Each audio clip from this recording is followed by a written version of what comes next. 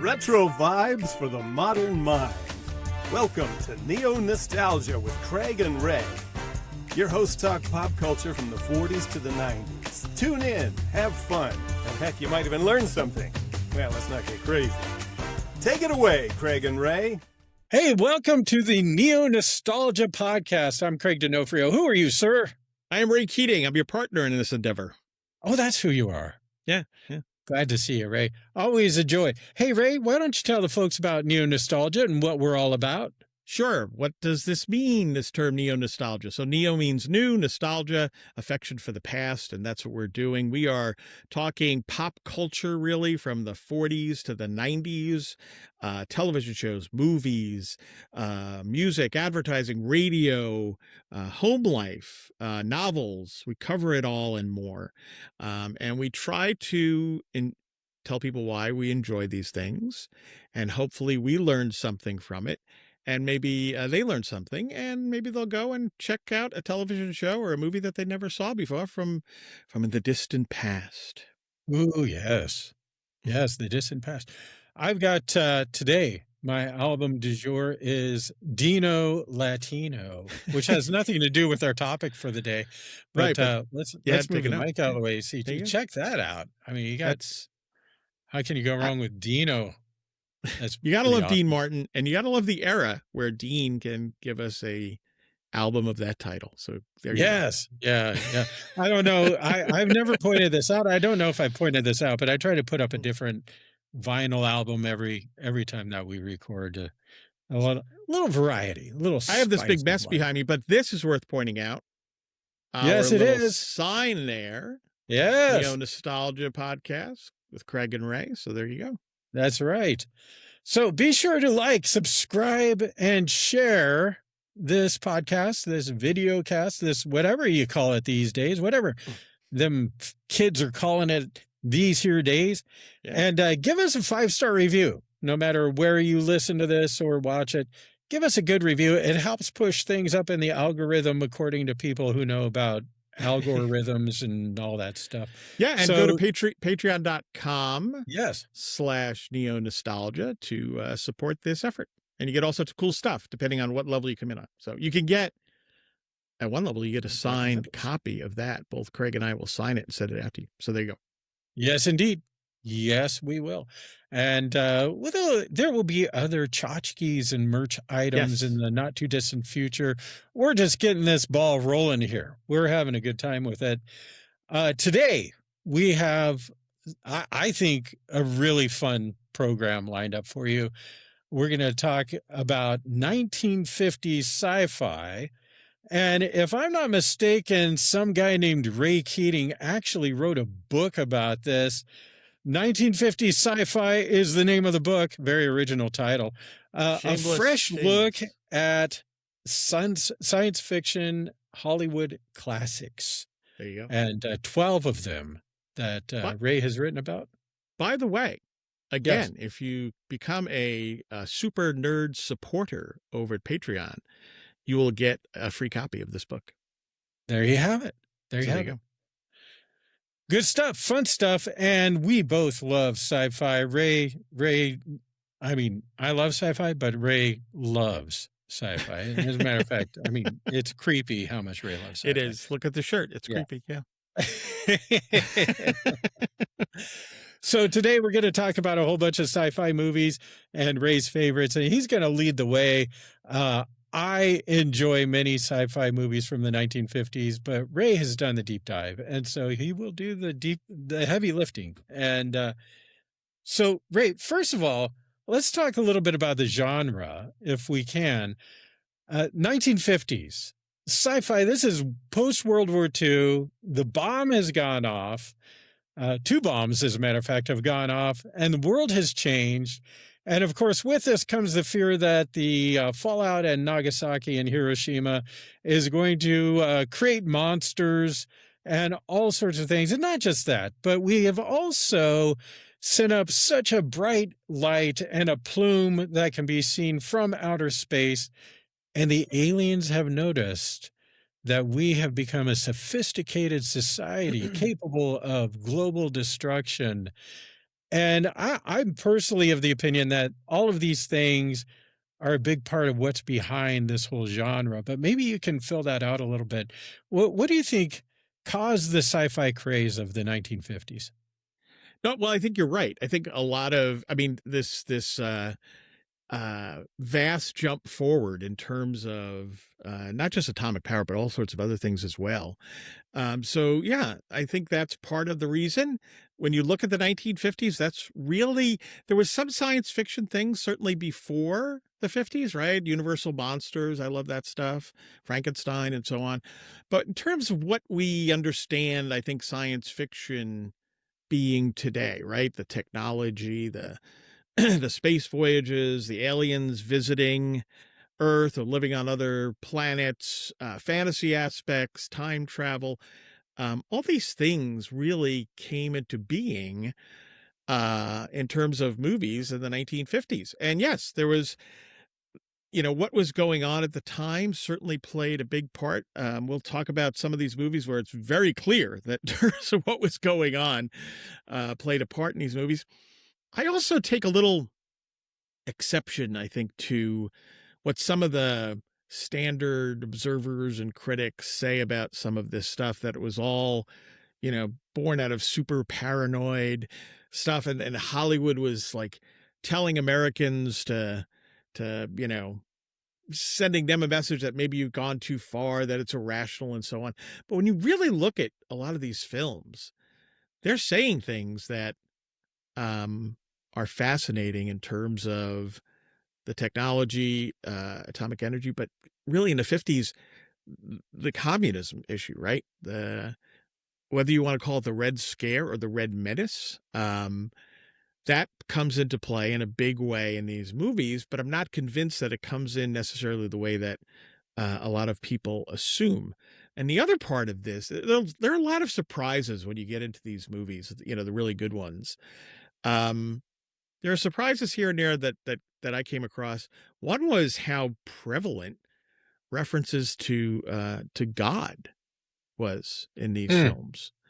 That's something, if you're a sci-fi fan today, that's really rare, right? That you come across references to God other than God being dismissed as a myth, right? We see that a lot in a lot of today's science, but very different in terms of many of the 1950s sci-fi movies. So I want to talk a little bit about that as well. And also, these movies laid the foundation for so many filmmakers that we love today: Spielberg, Lucas, so on, Star Trek stuff, Gene Roddenberry. So all of that is there. There's also it's interesting in 1950s movies, and this is where I think I challenge some of the critics, is that who comes off well? Who comes off well in these movies? It's scientists, right? For the most part, the military, which is interesting.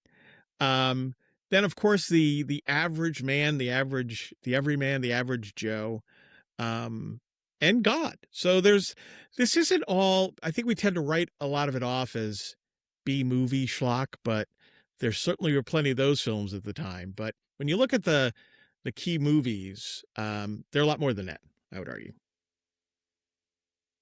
Well, let's jump in. Where do we start? You've got a list of what for us today? 7, is that right? Well, we got 12 movies in the book, so let's see if we can at least touch on all 12. It's a challenge, but we won't go 3 hours. The first one was Destination Moon from 1950.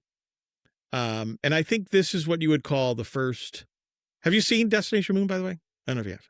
I believe that I have, but it is, I'm really drawing a blank on it. Yeah. Recesses of Your Mind type of thing, many years ago type of thing. Yeah. It's the first true science fiction movie that we think of, in particular, what we would call like hard science fiction. And it's very much the start of the genre that is with us today. There are a few things that jump out. First off, the special effects for the time, 1950, are really, it's 1950. It's not like you're going to walk in there and wonder, are those real effects or CGI? That's what we're talking about. But this is This is interesting stuff for 1950. And this movie in particular was an attempt at realism. This was in 1950, and they were trying to figure out what would space travel be like. And that was a big part of the movie. It's very interesting in terms of that. I don't have to go into the details on that, but you see it throughout the film. Also, there's an interesting debate going on that was happening in 1950, but went away for decades. And that was the role of government versus the private sector in going to space. And Robert Heinlein, I can remember Heinlein, the great science fiction writer who was a very libertarian guy. He was a libertarian guy, pro-market guy. And he wrote it was based on his book. And he gets credit for the script and so on. It's interesting. 1950, this movie comes down on the side of the private sector, in terms of the debate between government and the private sector. Government's slow, bureaucratic. The private sector's can do. We're going to make it happen. And it even gets to the point at one point in the movie where government is literally just a bureaucratic obstacle to these people making it to the moon.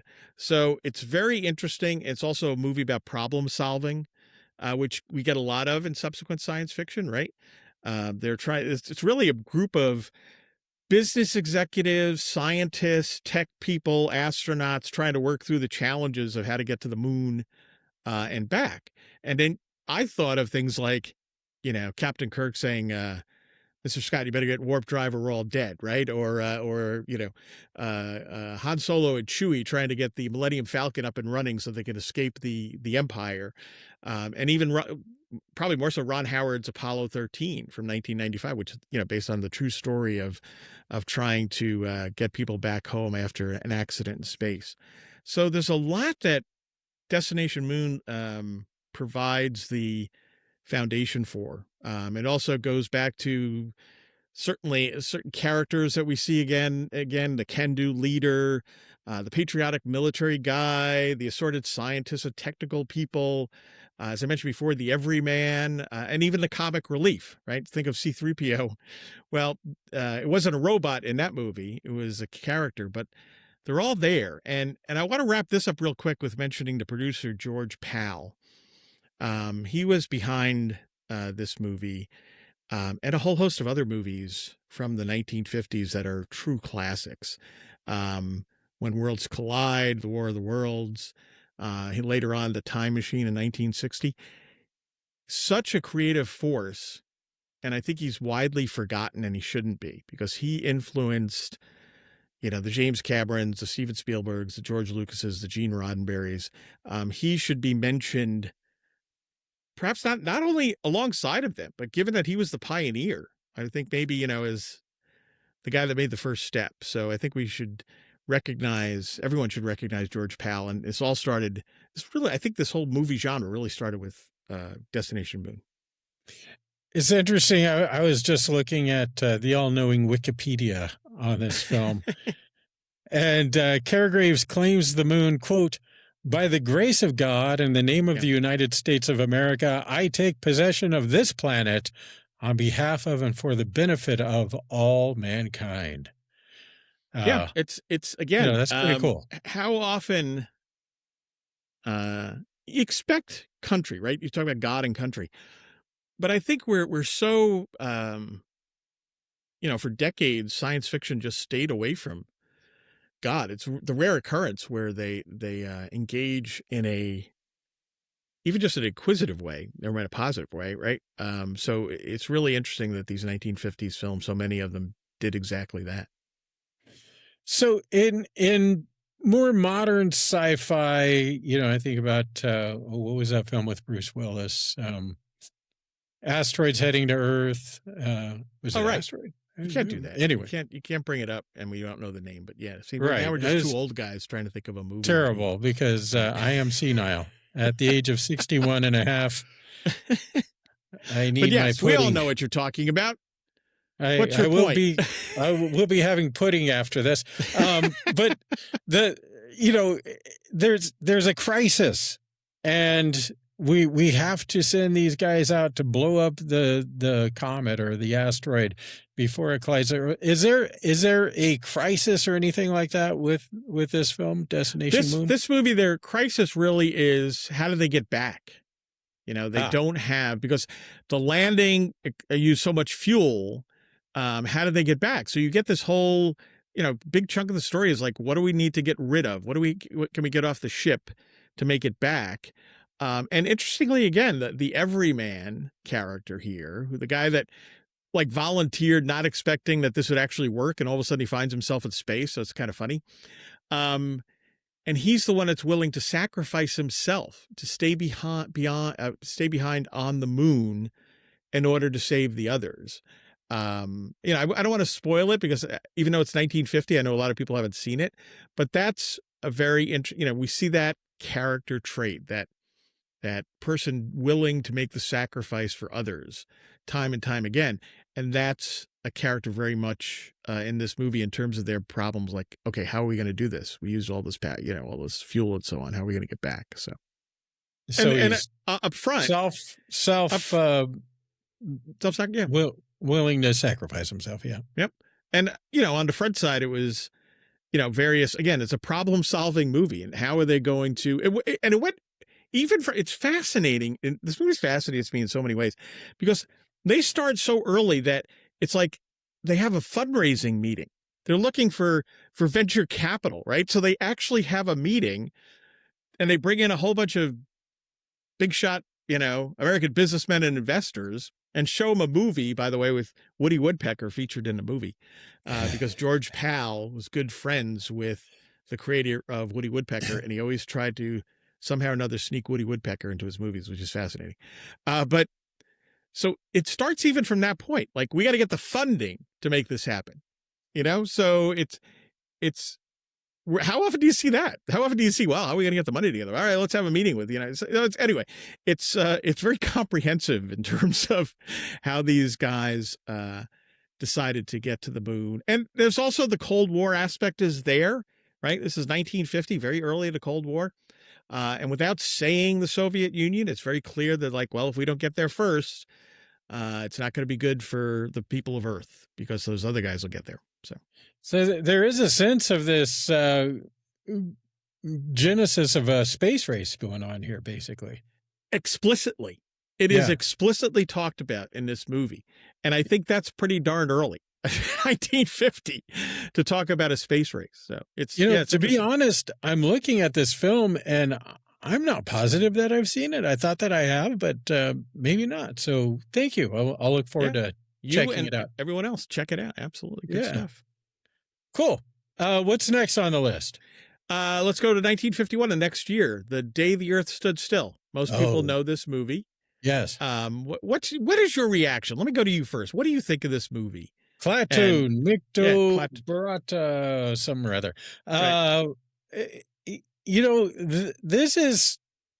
It's a confusing film to me, because the aliens come and they say, you are basically a advancing planet. You have come onto our radar after touching off those nukes, basically. And now we are going to determine if you are a viable planet or not, if you have the morality to stand or not, because if we don't nuke you, then you're going to nuke each other. Right. What? Why don't you just step back and watch us nuke each other if you're concerned about it? Why are you going to nuke us exactly? I'm confused. Having watched it a couple times recently, it's even more than that, because they're like, okay, you guys have the ability now. You're about to come into space. And there's this Klaatu, thank you very much, and his killer robot, by the way, arrive on Earth explicitly. They talk of peace, right? Right. But it's peace or else. So it is, you guys have these abilities now, and you're going to come to space, and we can't have that. You have to abide by what we're telling you in space, right? And he makes it sound, I mean, it's a fascinating movie because it is confusing in a certain way. He comes in, he's very above it all, right? So, I jotted down here, he comes in, he talks about the petty squabbles of humans don't concern him. He says, I'm impatient with stupidity. My people have learned to live without it, which I think is a funny line.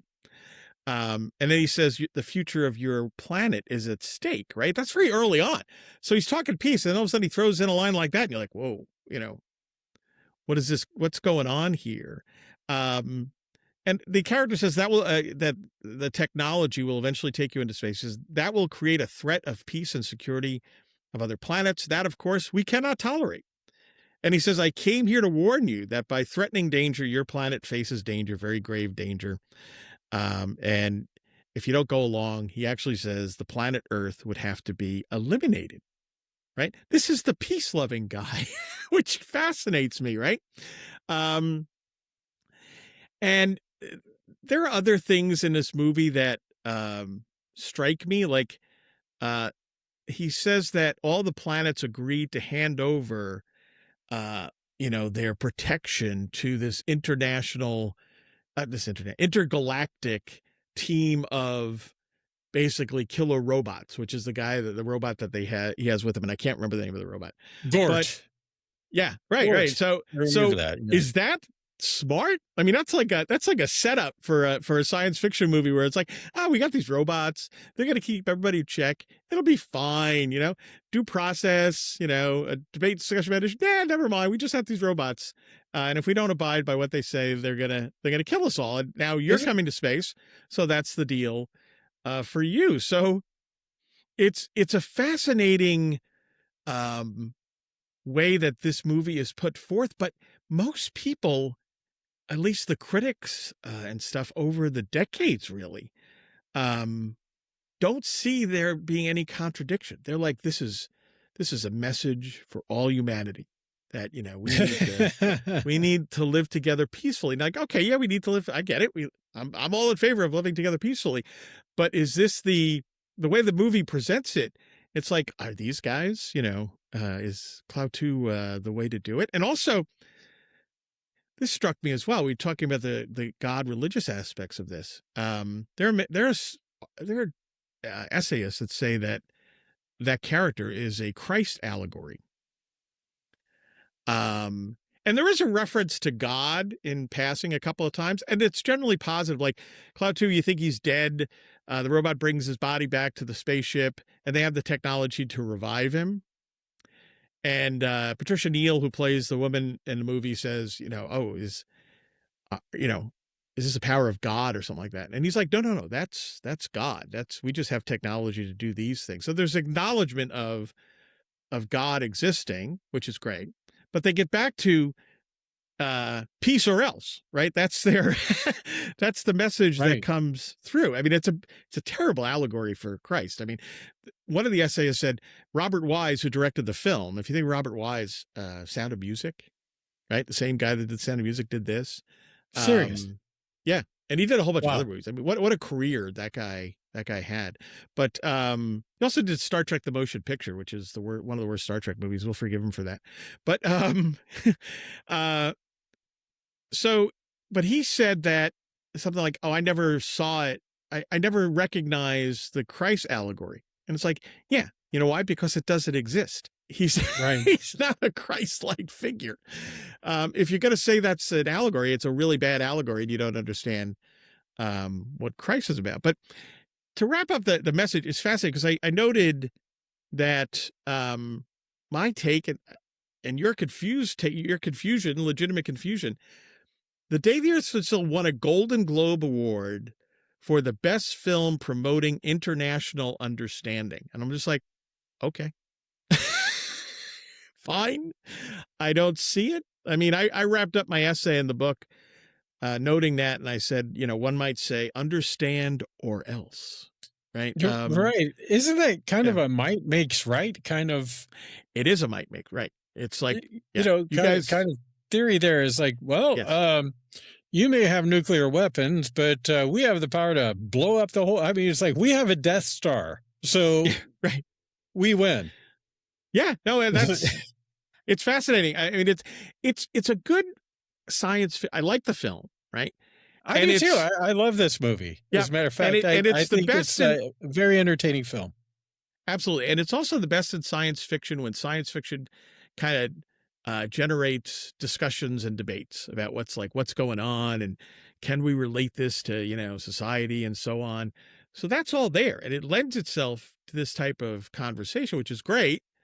I just don't see where it seems like the majority of the people come down on, you know, the visitor from space being fantastic, even though he keeps threatening everybody that, we're going to wipe out the planet unless you listen to us. So.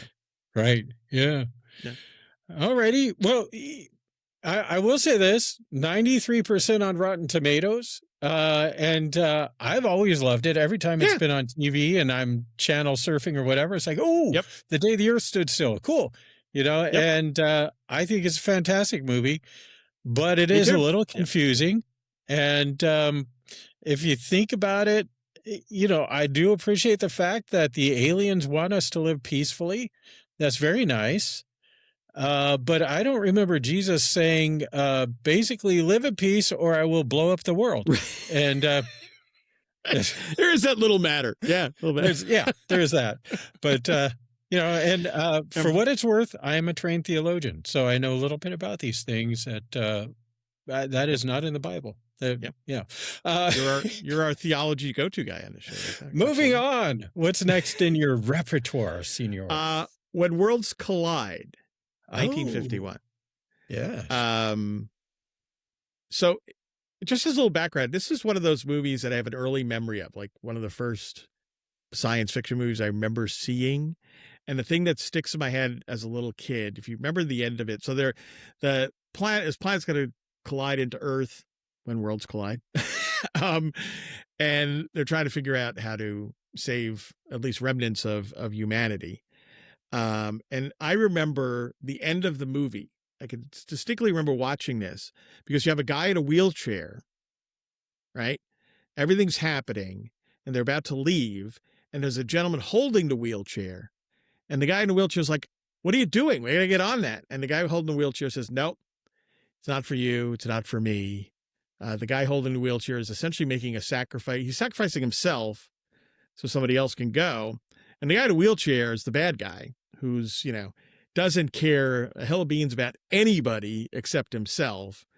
And that's how those two wind up. And that's what I always remember. Now, at the time, as a little kid, I remember reacting like, why aren't they letting the man in the wheelchair onto the spaceship? Not understanding what was going on in the movie overall. So I was very young. But that's my memory when I first saw it. It's a fascinating, we talk about God, right? In the 1950s, this is just Noah's Ark, this movie. This is a sci-fi version of Noah's Ark. You've got these planets going to collide. They can only get so many people off the planet. Humanity can be saved via a rocket ship, call it a space ark if you want. A few men and women can escape and survive. So the film doesn't hide this. The opening has a passage from Genesis. Is the movie opens with it, referencing Noah and the Ark. So that's fascinating to me. And then there is even a scene where they're loading livestock in a spaceship, and it pretty much seems 2x2. So they're not hiding it. That's what the movie is really about. And there are references, about prayer and with God's help and guidance that some part of humanity will make it. So it's a very it's an interesting movie on so many ways. It talks a lot about human nature and how much are you willing to help your fellow man, right? They have these, the contrast between the businessmen are interesting. There are a couple of businessmen who are like, listen, we know what's going on. We're not going to be going, but we're going to fund this so we can, save others and save humanity. And meanwhile, the other guy is like, I know what's going on. Yeah, fine. You people can come along, but it's all about me. I want to get on, I want to get on that ship. So it's an interesting movie in many ways, but I enjoyed it certainly. Well, Noah's Ark in space. How can you go wrong with that? Yeah, that's basically it. That's When Worlds Collide is basically Noah's Ark in space. Yeah. I just, a big part of me just really loves, because when I was a kid, I was going to grow up and be an astronaut. I just love all the space stuff and all the, the space race and everything else that goes along with this whole genre. So yeah, a lot of fun. What's next? The War of the Worlds, 1953. Ooh, yeah, we're back with yes. George Pal producing this, being the driving force behind it. I will say one thing. You know what? I have some of these DVDs here. You have to watch. I'm not old enough. You're not old enough to have seen War of the Worlds in movie theaters in 1953. No. But here's the restoration, the 4K restoration. When you watch it, if you watch this movie in the past, that 4K restoration is a revelation. It's like, oh, this is what this movie is supposed to look like. And it is excellent that way. I mean, I loved the movie beforehand, but it's like, wow. Visually and the sound. I mean, both those things are so critical to this movie. It's not just what the aliens look like, with the manta-like stuff with the snake in the eye and so on, but it's also the sounds. And they do a great job of restoring that. So that's the way to watch it. Excuse me. It's based on the H.G. Wells book. A lot of changes. But Mars is dying and the Martians are like, hey, how about Earth? So it is, excuse me. So people in a small town in California, not England, as in the book. And they think that a meteor has landed, and obviously it's the start of an invasion. Characters are interesting. For Wells, who was an atheist, if you read the book, he has an English clergy guy who's just annoying. And we all dislike him when you read that book. He's just terrible. The movie's very different. One of the main characters, Sylvia, her uncle, is a pastor. He's portrayed as being very brave, very faithful. He believes that we need to communicate with the Martians. He thinks that because they're more advanced, that they must be nearer to the creator, which is kind of interesting, right? He's proven wrong because he goes out and tries to talk to them. He's reciting scripture. He's holding a Bible with a cross on it, and they incinerate him, right? So that's interesting. And a lot of the film, and it struck me again, every time I see this movie, I kind of forget this. It's, like the final act of the film is the main character, Clayton, trying to find Sylvia, who he's fallen in love with in the midst of this. And by the way, I don't want to gloss over, I mean, that famous scene where the two of them are in that farmhouse and they're hiding from the alien, the eye coming in and looking around. That's just masterfully done. And it's even better with the restoration. But he recalls that he's trying to find Sylvia in LA. The visuals on a decimated Los Angeles and one that becomes vacant is really quite good. But interestingly, it seems like the only place where people are, if they stayed in the city, they're in churches. And he goes from church to church, trying to find her, because he remembers that that's what she said, that's the only place she felt safe was at her church growing up. And so he's going from church to church, and there are people praying and singing hymns, which is really, really fascinating. And he eventually finds her in one of those churches. And it's there are a lot of movies at that time, they ended fast, if you remember correctly. Like things are happening and something like, whoa, and then all of a sudden it's like the end. But so he finds Sylvia in one of these churches, they embrace, and that's when the Martians die. I'm going to give it away. The Martians die. And he declares, Clayton, the scientist, declares, he says, we all prayed for a miracle. And then the guy that does the voiceover comes in and tells people that they came, and the things that they couldn't handle were the bacteria and things that it was just part of our world, infected them and killed them. But they talks about God providing that.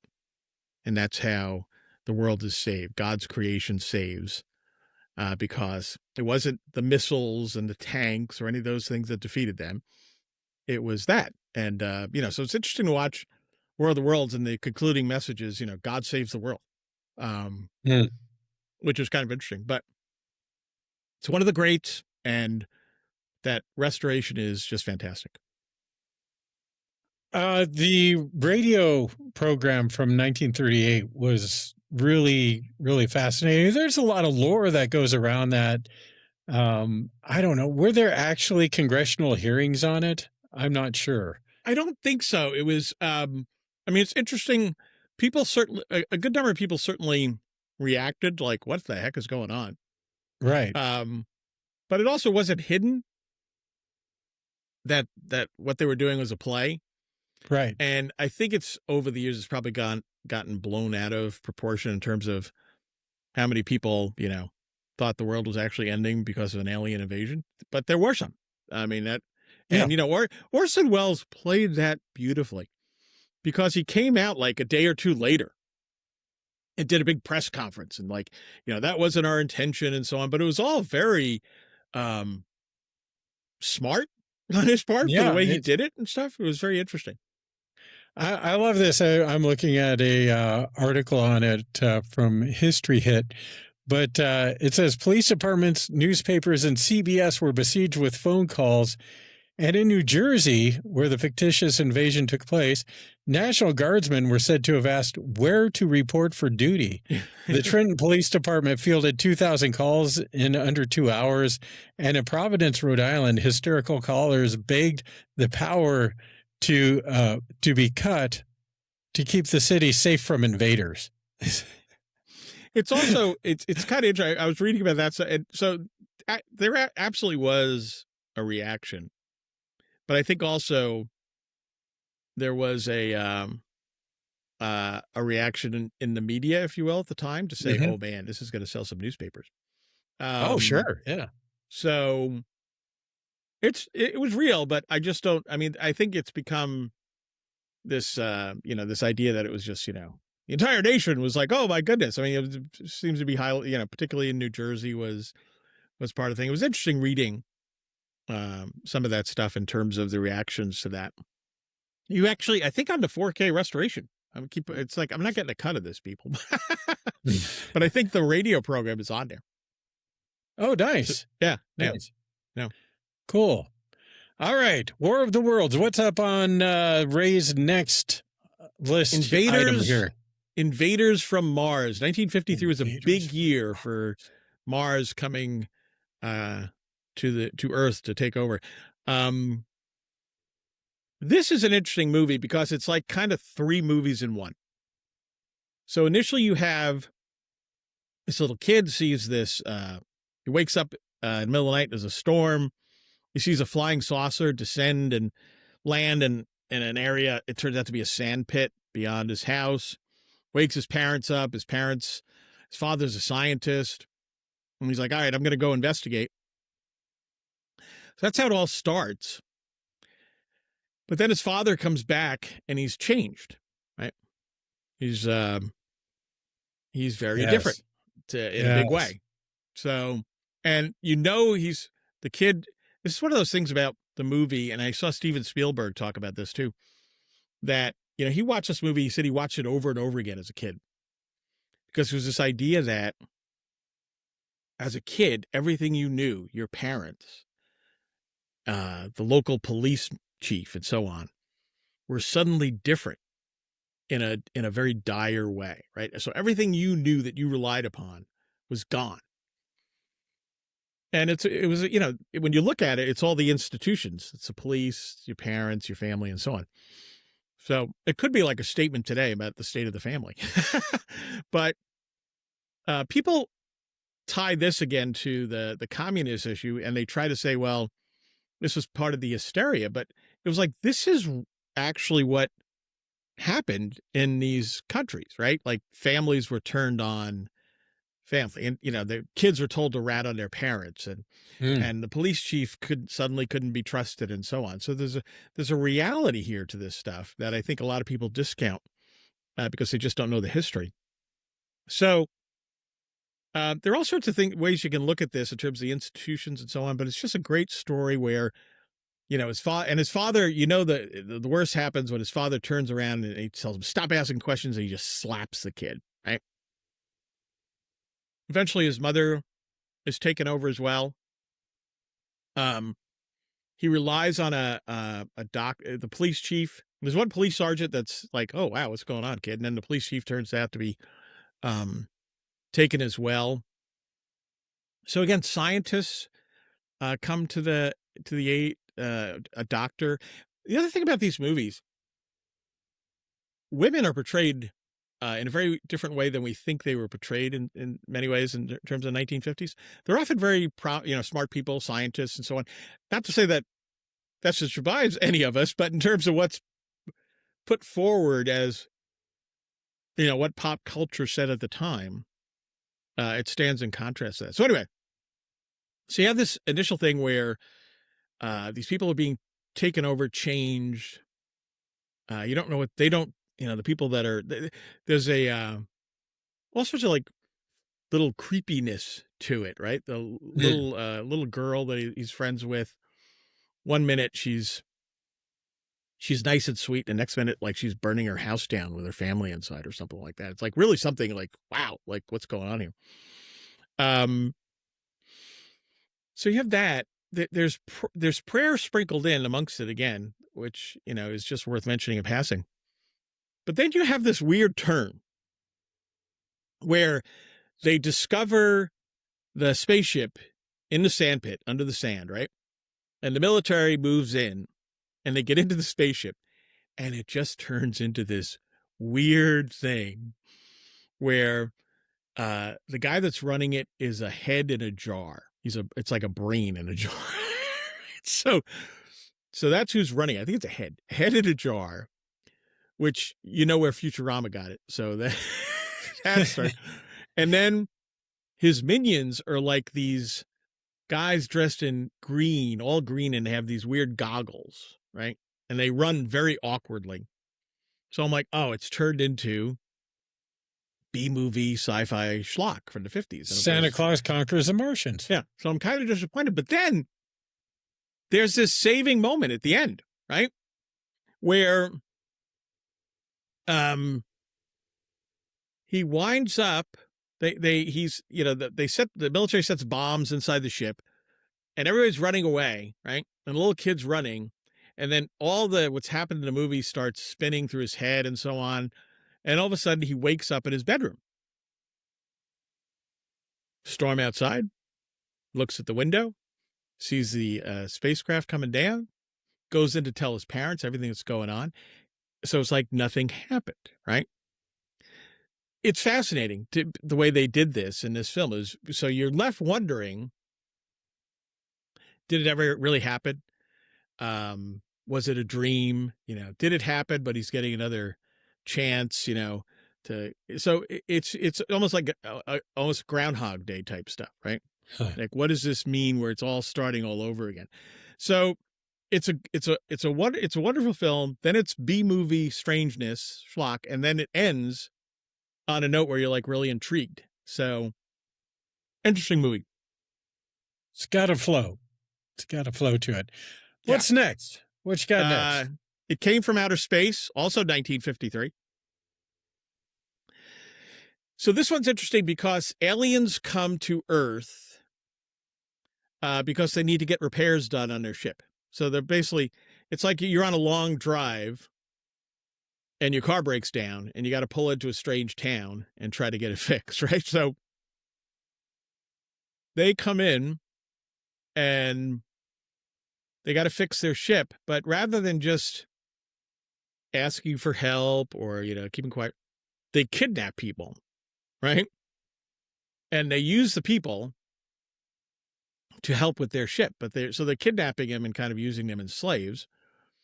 And and they say, well, if you ignore the fact that this is a kidnapping and imprisonment, we just need your help to fix our ship. Oh, by the way, it's another one of those by the way things.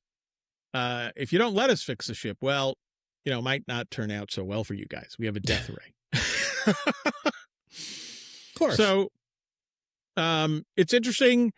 There's the assumption, again, that humans are too stupid to handle what the aliens look like.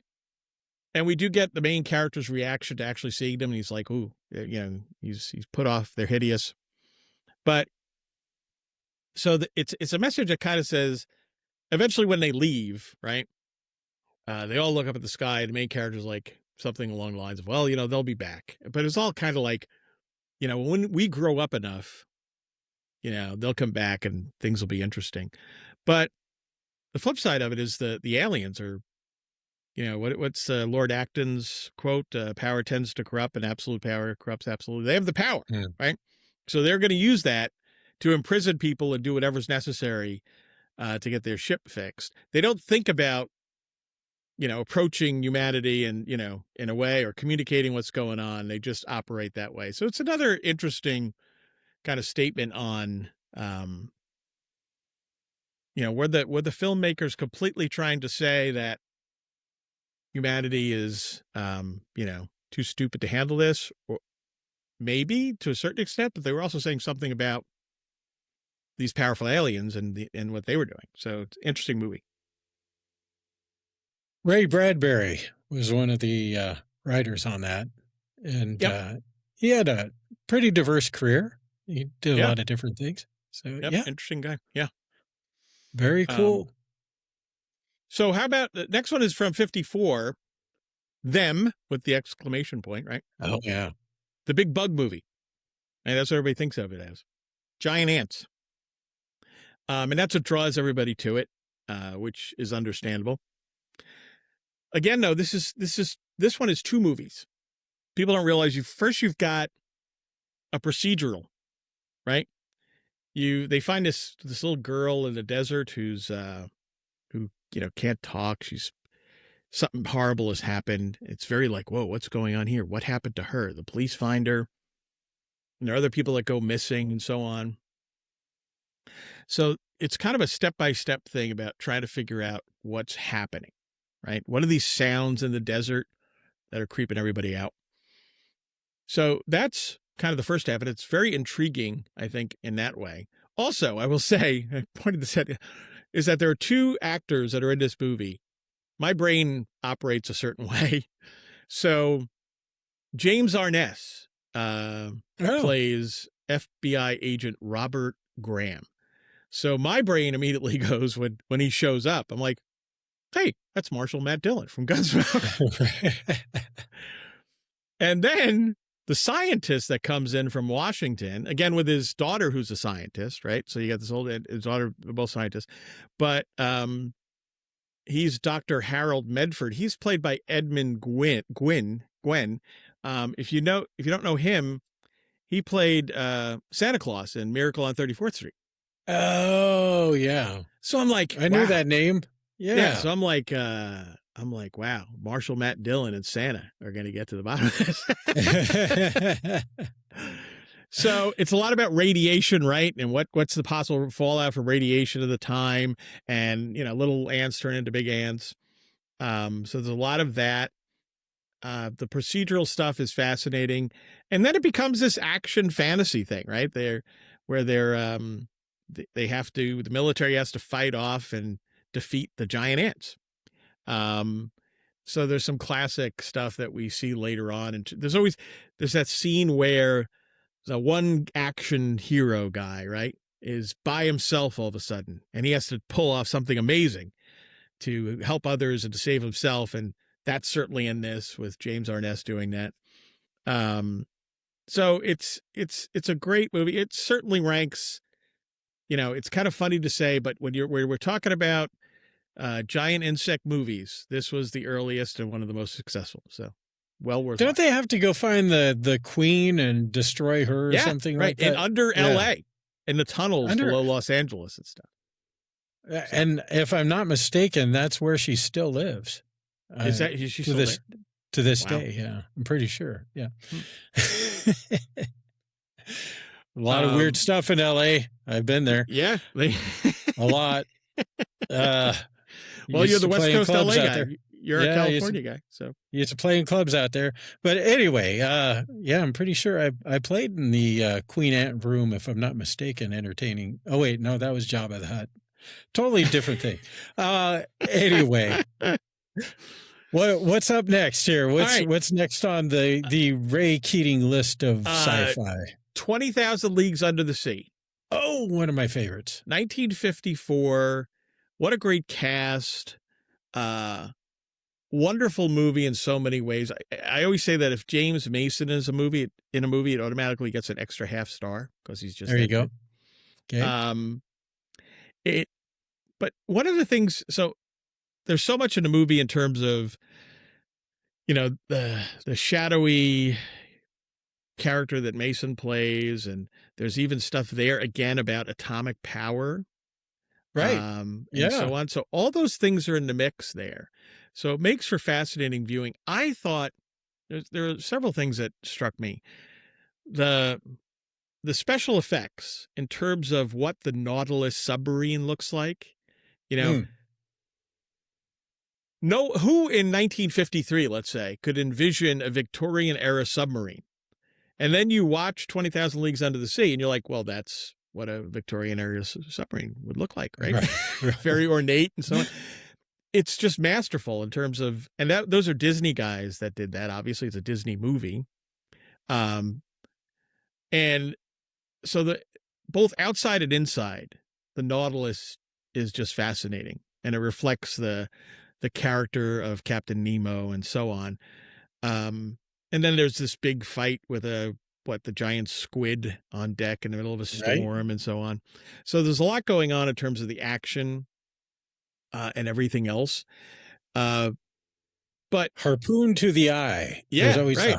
to the eye. Yeah. The other part of this that's worth noting, and I'm a Disney guy, right? I wrote a book on Walt Disney, entrepreneur, 10 points on entrepreneurship from Walt Disney. I run a Disney Biz Journal, Substack, and so on.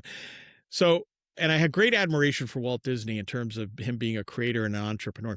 This is another thing that Walt Disney achieved that people don't talk about a lot. This was really the first big budget science fiction movie.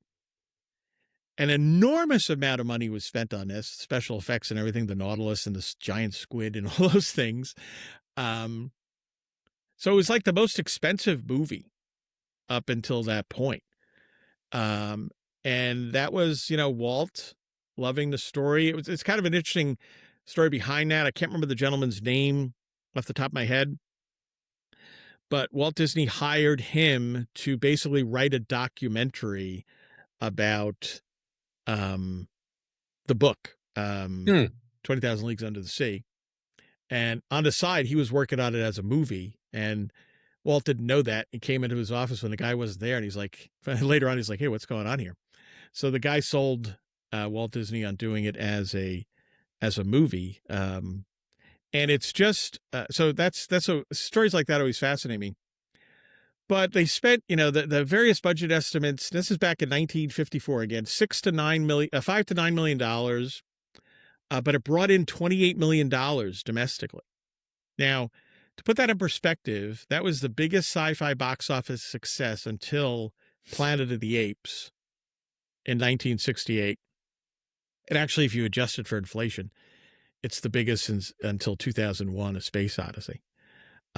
So that's a credit. That's another, feather in Walt Disney's cap, if you will, in terms of being the first guy that would really, he ventured into and, kicked things off in terms of big budget science fiction movies.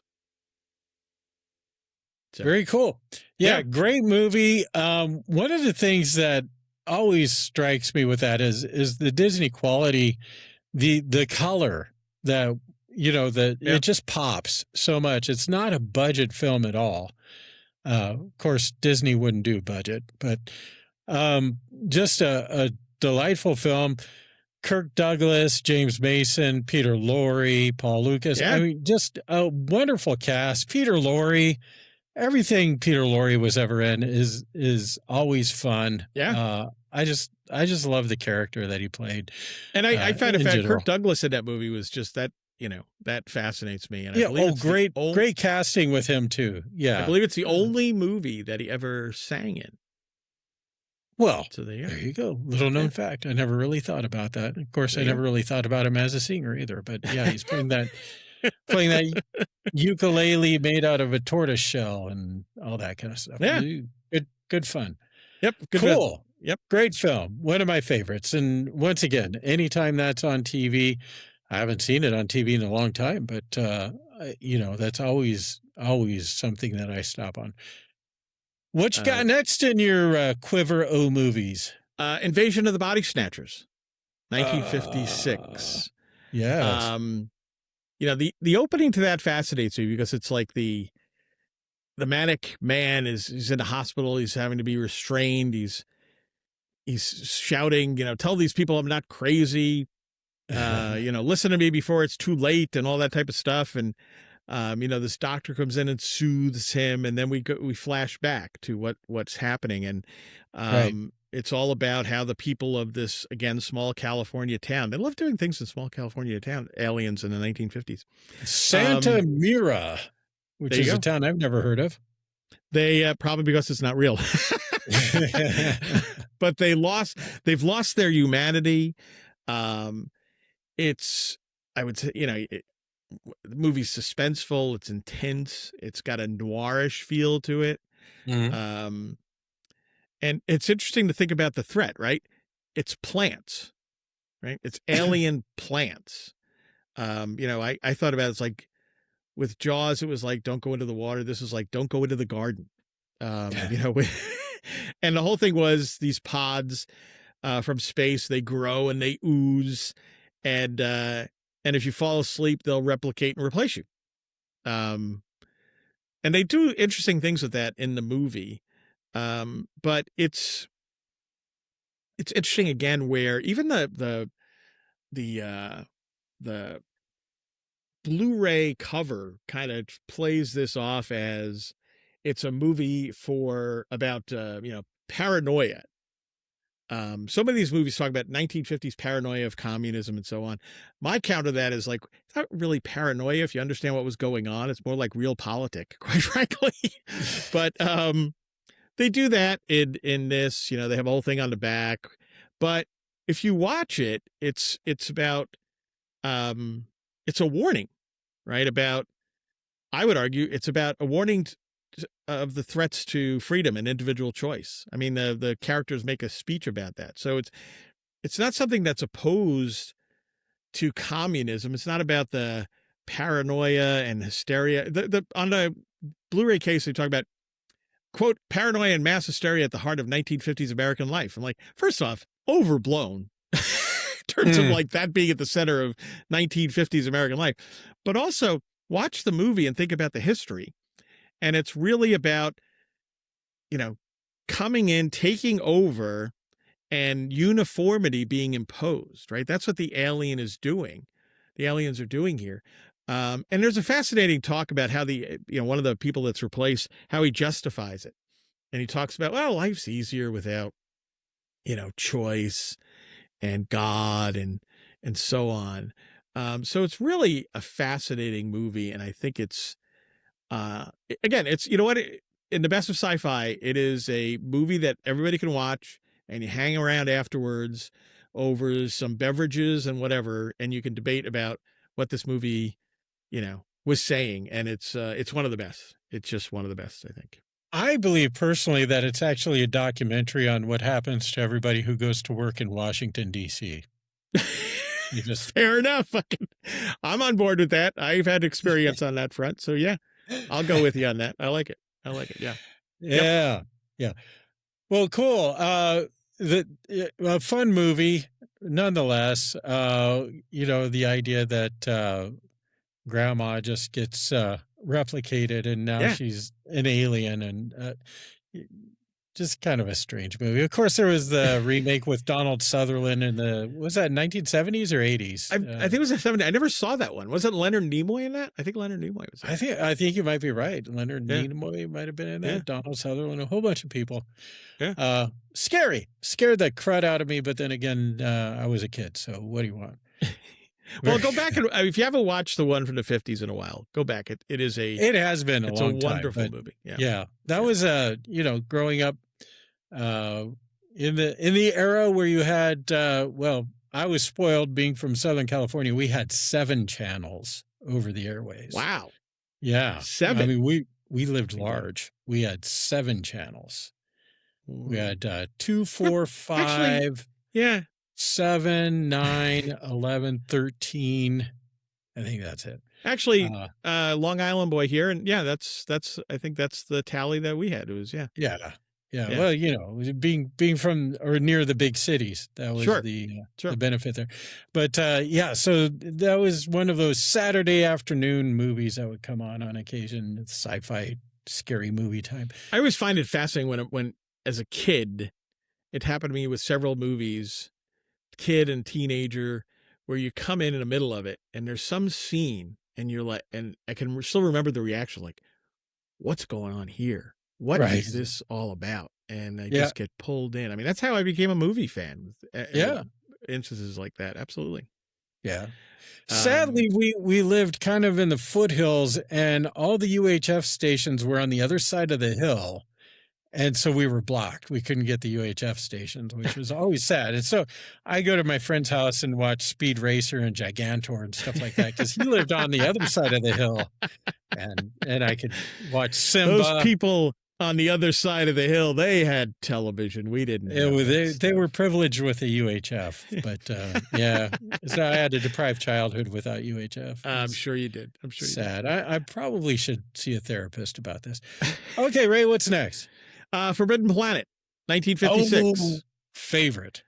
Great movie based on, essentially, they had taken Shakespeare's The Tempest and they turned it into a science fiction movie.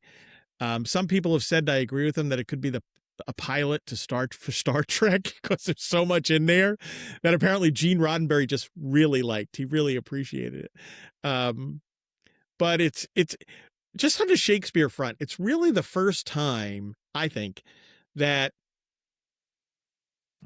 a science fiction film was directly inspired by a work of Shakespeare. Now, there are other ones that include things, but this is like Shakespeare inspired this. This is what we're doing here. And that leads to a whole host of times, right? That's the case. And it's wonderful. I love the Bard and I love science fiction. So bringing the two together, fantastic. Star Trek loves to do that. Right. They've done it many times. The Twilight Zone. From what I understand, I'm not a Doctor Who fan, but supposedly they did that with Doctor Who. So, and then there's, let me get through, and I'll go back to you because I know you love this movie. There are other things so it's not just that they laid the groundwork for Shakespeare being in science fiction in the movies and television, but there are also certain things like there's this massive underground, the Krell were the people that were on this planet. And there's this massive underground machine, which was an incredible, again, visual accomplishment for the time, where there's just a few scenes where you see this massive underground thing and little people walking along like little ants to give you the idea of how vast it was. But whenever I see that, I think, wow, George Lucas and his operatic lightsaber battles in Star Wars. To me, that's like, okay, George loved that. He was inspired by it. And kudos to George because I love the Star Wars movies. Most of them, the ones he made. Robbie the Robot is there. Right. He sets the standard for, I think, for science fiction robots going forward in television and movies. And then the Star Trek stuff, there's so much there. Hyperdrive technology, faster than light speed, blasters as sidearms. In Star Trek, you have the United Federation of Planets and the USS Enterprise, right? NCC 1701. In the movie, you had C-57D starship from the United Planets in the movie. So again, Gene Roddenberry appreciated so much of this. But again, in this, and again, God plays a role in the bigger issues that are wrestled with in this book. You know, they like to without getting too much detail. I mean, we've got to keep an eye on the clock here. But so the emphasis that the character that's there, that is kind of the monster that's unleashed, they call it, you know, his the id, right? They do the whole, right. Yeah. But really from a Christian perspective, you can see that, you know, putting aside the Freudian terms, you can really talk about human nature, right? That the sinfulness of human nature is being unleashed here. And it's not something that he necessarily wants to do, but it happens, right? And he says at one point, we're all part monsters in our subconscious, so we have laws and religion. So it's very interesting from that perspective. There's a lot, I think, to think about and discuss. So you have Shakespeare, you have that, you have the Star Trek, Star Wars stuff. There's also mentions about, you know, I love at the beginning of the movie, they're arriving at this planet and the doctor just says something. They're looking at the screen, right? And the doctor just says, the Lord sure makes some beautiful worlds. Right. Yeah. So it's not an over the top. It's just like, these are the people, this is their world, right? These are their beliefs. And they talk about it like any of us would, but they're just in the future on a starship going to a planet. So I think that's very interesting as well. So, and then they have the big ending where Leslie Nielsen, right? People forget that Leslie Nielsen was a dramatic actor. He wasn't just the Naked Gun. Yeah. Right. And Police Squad, which I love both of those. Right. But, you know, he talks about the woman that comes back with them is the daughter of you know, the scientist that, you know, without getting into all of that. But so she's on the ship with him, and he does the speech about, you know, we're not God. Humans are not God. And that's something that you see pop up again. Well, heck, we have to be reminded of it in our daily lives, Mr. Theologian. And then, and you see it pop up so often in so many stories that whether it's overtly acknowledged or not, that's essentially what we're looking at, what we're talking about. So good stuff. Visually, a very attractive movie in many ways. I love the house, very mid-century modern architecture in the home that they live in. On the planet, it's very, I thought of that when I was watching it this last time. I was like, Craig would love that place. Yeah. No, I covet that house. I was not to mention all the underground storage space which is available, which is nice. And eventually they have no water problems in the basement.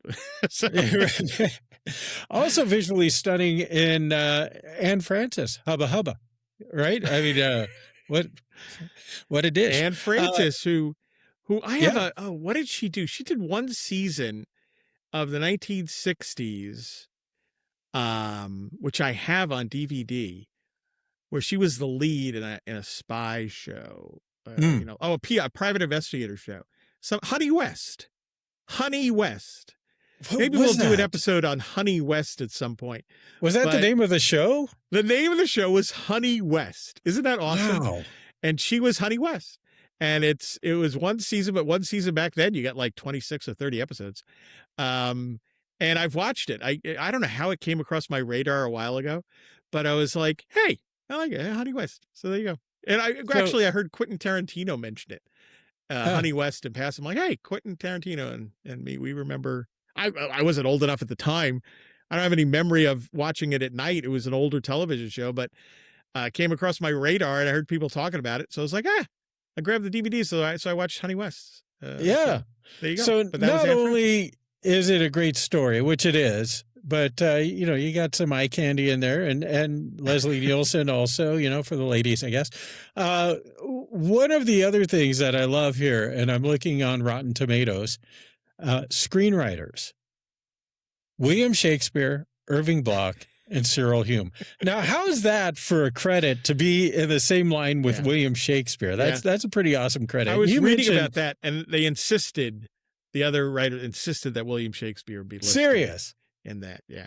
Yeah. That's awesome. Think about that. Awesome. I mean, here's another like time travel thing, right? Think about your William Shakespeare in the 17th century. You're a struggling writer. You're doing all sorts of stuff. You're keeping your theater afloat and so on. And somebody comes back and says, get this, in like 400 years, people are, number one, still going to be talking about your stuff. But number two, they're going to take your stories and put them in outer space. Of course, he would be like outer space. Yeah, right. He would be like, "What are you talking about?" But it's fascinating. Think about that's the impact, the influence of Shakespeare. We know it in so many ways, but it also is in science fiction. So there you go. One of the other things, and I mentioned is it's visually very attractive, but it's a Metro-Goldwyn-Mayer production. It was not your basic low budget Ed Wood kind of production here. I mean, this was actually had high production value, and I don't know how much it took to make it, but I imagine it was not a cheap film to make because it looks great. Yeah, and it holds up very well because of that. Yeah. Yep. Great stuff. I love it. Love it. Yep. One of my favorites. Okay, where are we on the list here? So all right. So now we've got two left. Okay. All right. The Incredible Shrinking Man, 1957. Oh, yeah, that's fun. So now here's a movie. I have to be honest. It's confession time, Craig. Yeah. When this initially came on my radar screen, right back in the day, first I was like, what an absurd title, The Incredible Shrinking Man. And then I would see like these little clips from whatever, trailers or this or that. And I just remember seeing a giant cat trying to kill a little man in a dollhouse, right? Yep. Now, if that's what you see, right? You read that title, you see the big cat, a house cat trying to kill a little man in a dollhouse. You're like, what is going on here? What is this? Is this, truly 1950s sci-fi B-movie schlock? And I could not have been more wrong. Well, you had the films with the giant woman who, yes, keeps you did. growing Right, and everything. And so why not the Shrinking Man? But it's so much different. This is I think it ranks as one of the greatest science fiction movies of the 50s and perhaps of all time, just because of the themes that he deals with. And this is based on the book, which supposedly, the book does the same thing, but it's asking big questions. So, what does it mean to be human? Where do humans, particularly men, find their worth? That's what this movie is actually all about. And he goes through this process, again, fallout from nuclear. He gets hit with some dust when he's out on a boat with his wife, right? Nothing happens to the dust, but then later on, to tie in another chemical aspect, that mixed with some sort of pesticide, and all of a sudden he notices that, hey, my suit's getting a little big, and they eventually discover he's shrinking, and they're trying to figure out what's going on. And you see the effect on first his family life. His wife is played, dedicated, wonderful woman who's trying to get this man through it. And at various points, he's, lashing out at her. And it just gets into a whole host of questions, again, about particularly men and their role in that time. And you could tie it in today as well. And the answer is fascinating to me because it's not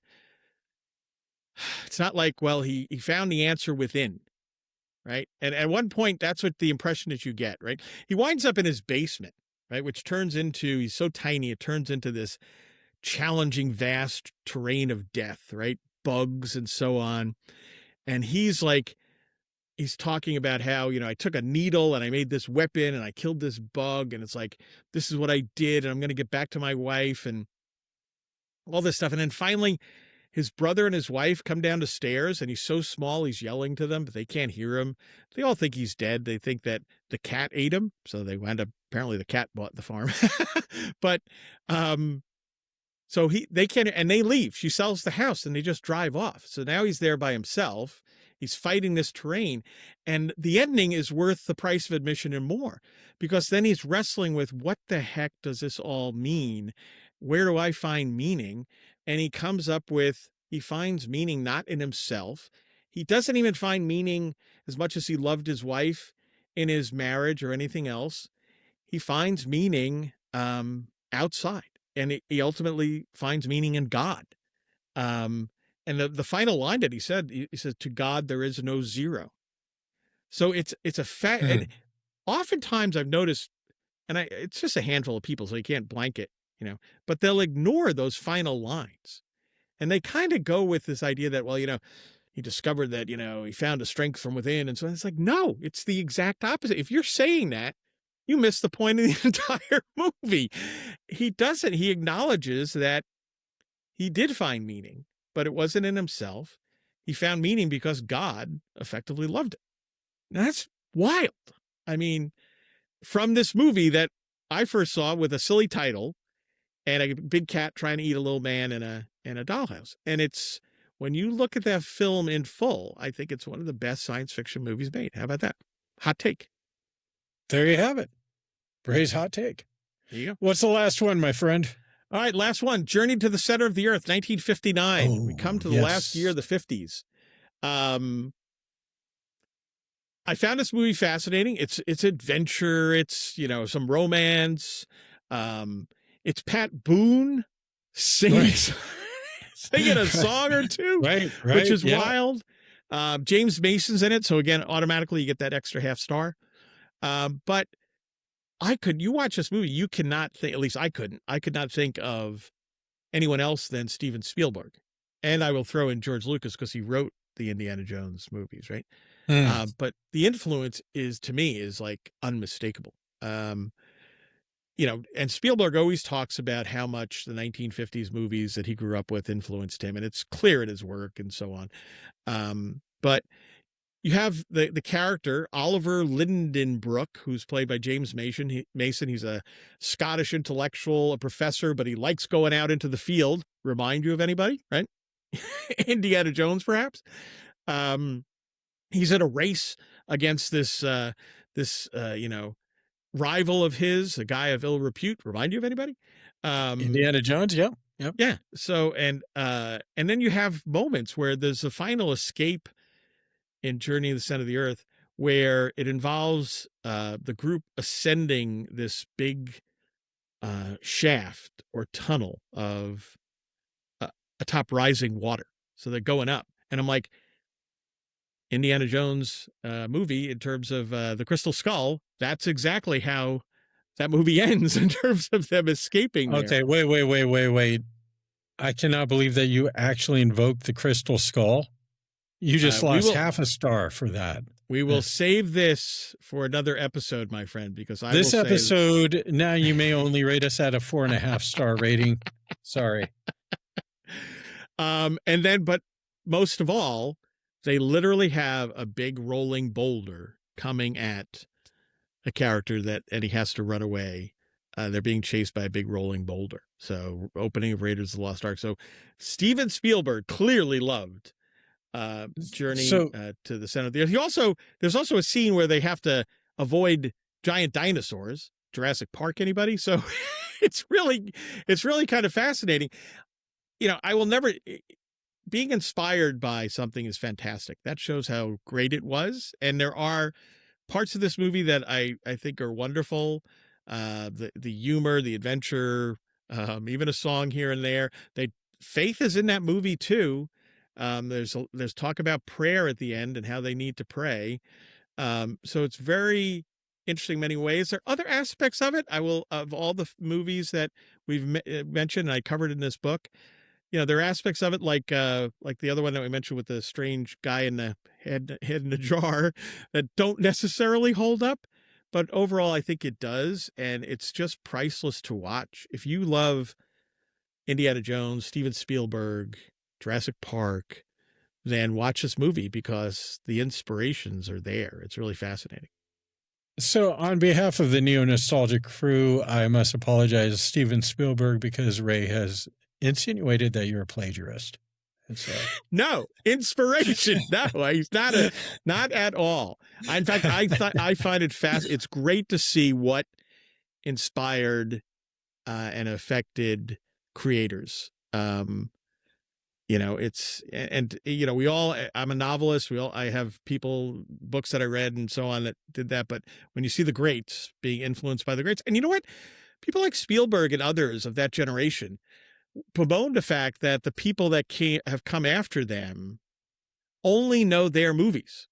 They don't know this other stuff. Right. And he has to like constantly remind them, go back and watch these classics that should be influencing us all. And he's absolutely right. Absolutely right. Very good. Very good. Well, we've had quite a romp through sci-fi movies. Be sure to like, subscribe, give us a good review wherever you get your podcasts, or if you're watching us on the YouTube or wherever this may be. Be sure to leave a comment down there in the comment section there.